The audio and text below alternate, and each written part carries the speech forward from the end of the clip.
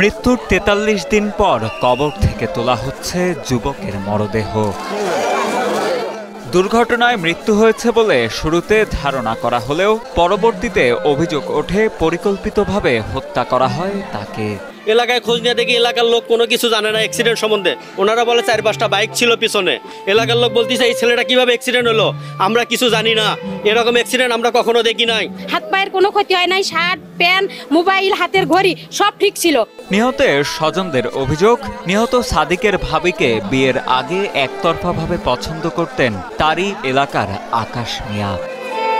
১.৫ মাস আগে ভাইয়ের শ্বশুর বাড়িতে বেড়াতে গেলে প্রতিবেশী আকাশ কৌশলে ডেকে নিয়ে হত্যা করে সাদিককে।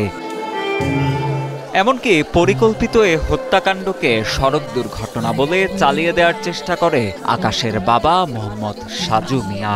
আমার ছেলের ঘড়ি ঠিক আছে, মোবাইল ঠিক আছে, তারপরে গাড়ি ঠিক আছে, আমার ছেলে কিচ্ছু হয় নাই। আর আকাশের বাপেরা কয় অ্যাক্সিডেন্ট হয়ে মারা গেছে।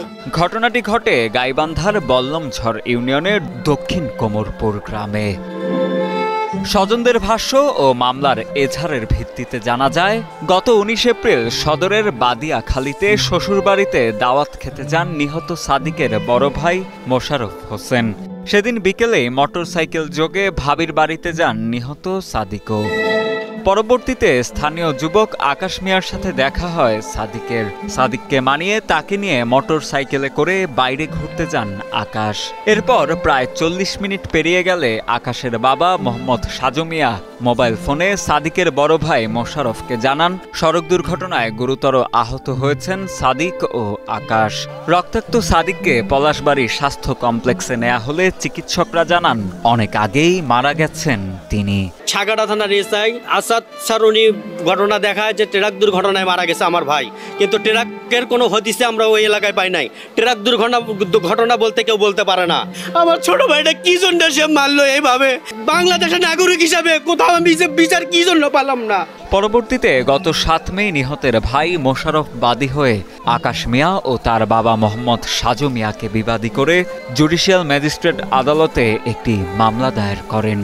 মূলত মামলার তদন্তের স্বার্থেই নিহতের মরদেহ উত্তোলন করে গাইবান্ধা জেনারেল হাসপাতালের মর্গে পাঠানো হয়। এ ঘটনার পর মূল আসামি আকাশ মিয়া এখনো পলাতক রয়েছে বলেও জানা যায়। কয় বলে আমরা রংপুরে আছি, বগুড়া আছি, বগুড়া তো নাই, রংপুরেও নাই, তারে পালাইতো নিয়ে যা পালাইছে। হুন্ডাই আছে, আকাশের কোনো গায়ে কোনো কিচ্ছু ছিল না, মানে ও ভালোই ছিল, কিন্তু আকাশে সাদিকরে হত্যা করছে। শুধু মাথায় এমন ভাবে বাড়ি দিছে, বাড়ির ঠেলায় মানে ওখানে মগজ বাইর হয়ে আসছে, কিন্তু হাত পা এদিক কোনো ক্ষতি হয় নাই। এসব অভিযোগের প্রেক্ষিতেই সাঘাটা উপজেলার আমলি আদালতের জুডিশিয়াল ম্যাজিস্ট্রেটের আদেশে ময়নাতদন্তের জন্য ১ জুন দুপুরে পারিবারিক কবরস্থান থেকে উত্তোলন করা হয় নিহত অনার্স পড়ুয়া মেধাবী ছাত্র সাদিক হোসেনের মরদেহ। স্থানীয়দের দেয়া তথ্যমতে জানা যায়, সাদিকের বড় ভাবি আয়েশা বেগমকে একতরফাভাবে ভালোবাসতেন অভিযুক্ত আকাশ মিয়া। সাদিকই মূলত তার ভাই ও ভাবির বিয়ের খটকালি করেছিলেন। মূলত পছন্দের মানুষকে অন্যের সাথে সইতে না পারার ক্ষোভ থেকেই ঈর্ষান্বিত আকাশ সাদিককে হত্যা করেছে বলে দাবি স্বজন ও স্থানীয় এলাকাবাসীর।